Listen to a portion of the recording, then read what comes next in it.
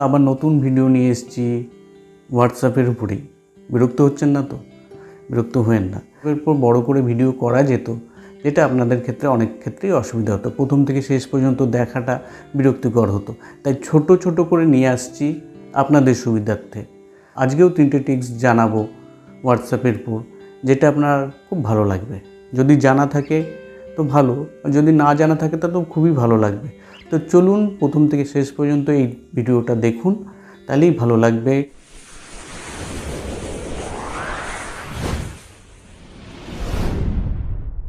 তো চলুন দেখে নিই হোয়াটসঅ্যাপের উপর নতুন নতুন ভিডিও। বন্ধুরা, হোয়াটসঅ্যাপের উপর 3টে টিপস আপনাদেরকে দেখাতে চলেছি। যারা খুব ব্যস্ত মানুষ,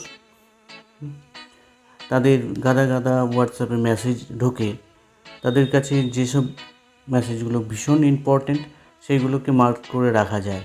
সেটা কি করে করা যায় আজকে সেটাই প্রথমে দেখাবো। তো চলুন এক নম্বর টিপসটা আপনাদের দেখাই। প্রথমে যে মেসেজটা আপনার কাছে গুরুত্বপূর্ণ সেটা আগে সিলেক্ট করে নিতে হবে। এই করে সিলেক্ট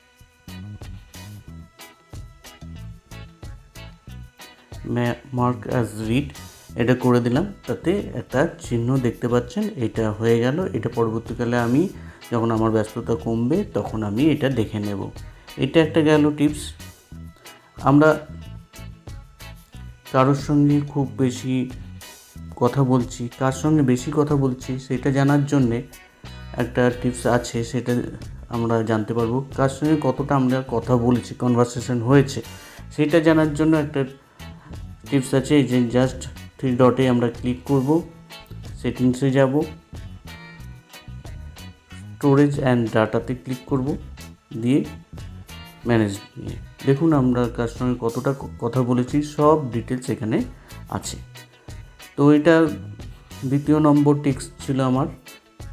তৃতীয় নম্বর অবশ্যই জানাবো আপনাদেরকে।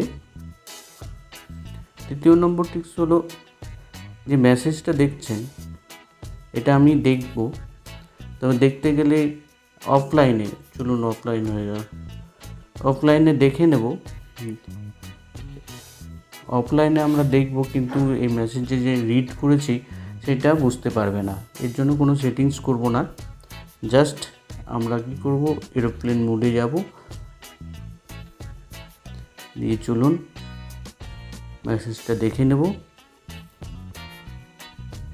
মেসেজটা দেখে নেওয়ার পর আমরা ক্লিয়ার করে দেব, আবার অন হয়ে যাব। তাতে কি হবে, মেসেজটা আমার দেখাও হলো, কিন্তু তার কাছে ব্লু টিক আসবে না। তো এইটা ছিল 3 নম্বর টিপস।